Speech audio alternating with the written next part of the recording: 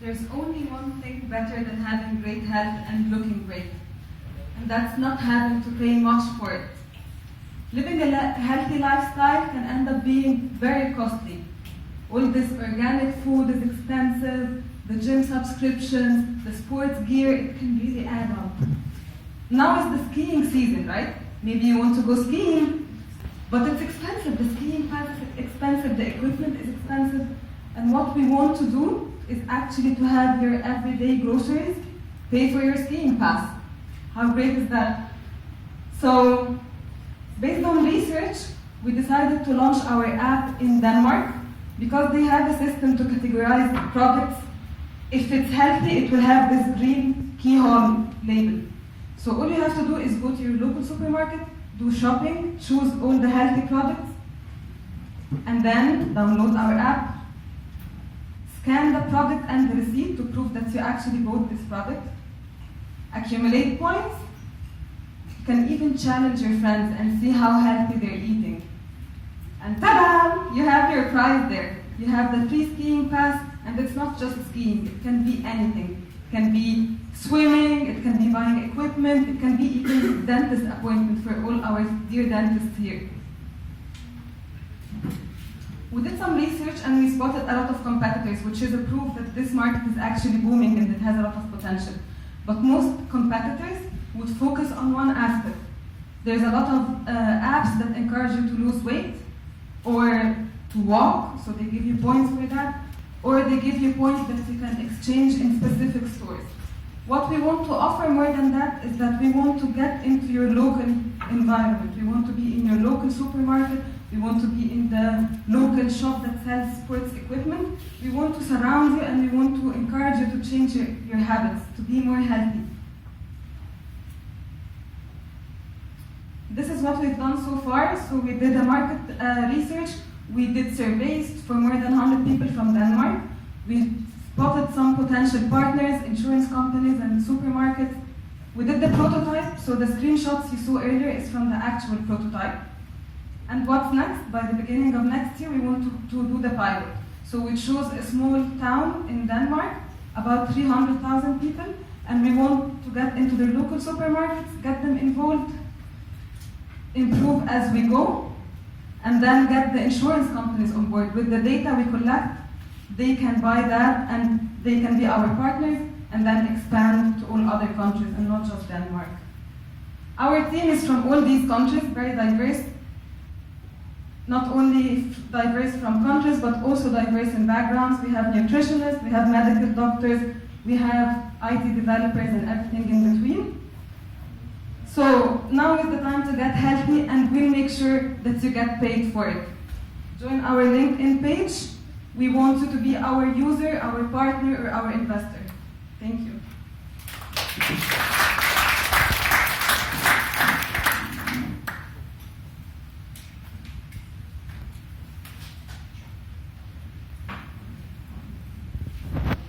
Great presentation. Thank you so much for that.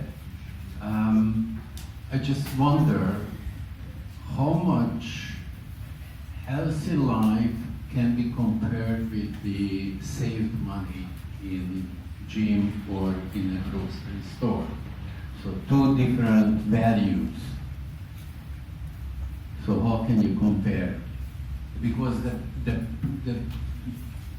the driving force behind your idea is to translate, if I understood you correctly, the value of health, the value for grocery store prices.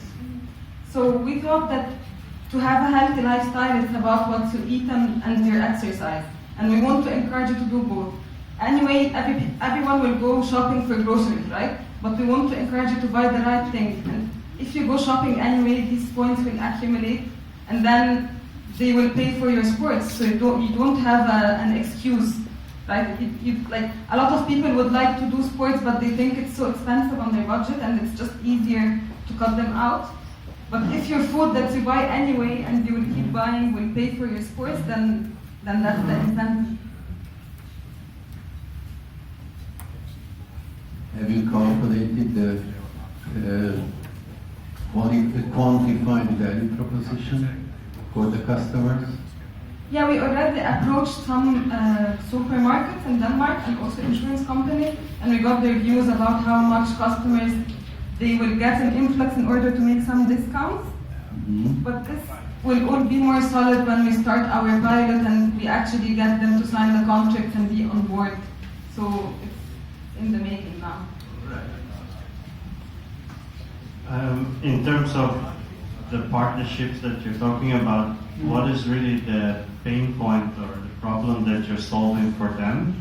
And my other question is, who is paying the people in the end? Like, what is the business model exactly? Okay, so we calculated the primary capital to be about 20,000 euros. For this 20,000 euros, we will develop the app further, do all the marketing, so the marketing campaign, and also approach the partners and get them to be on board. The benefit for the insurance companies is the But my question was specifically like, who's in the end gonna pay for the points what people are gathering? Like, where's that value created, and how are you able to capitalize on that as a company? So the local supermarkets is the primary starting point in our pilot, because they need more customers.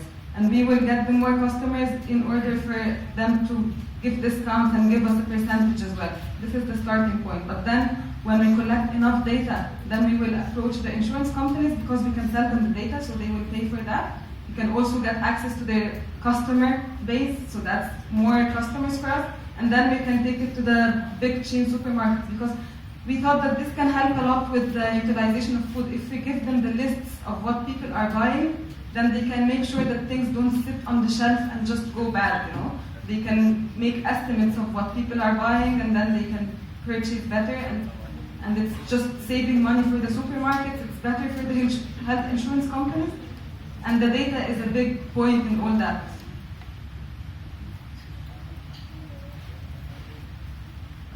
You ended with global domination, which is always a good target, but how widespread is this system that can enable you to scan and know the food? Because is it just Denmark, or is it Nordics, and what kind of, because that's going to be your limitation for the global expansion, because if you can't do that, then you either have to do something different, or you're stuck to where it is. So do you know much about how that is likely to be rolled out elsewhere, and where is it now? Yeah, this system exists in all the Nordic countries, so all Scandinavia.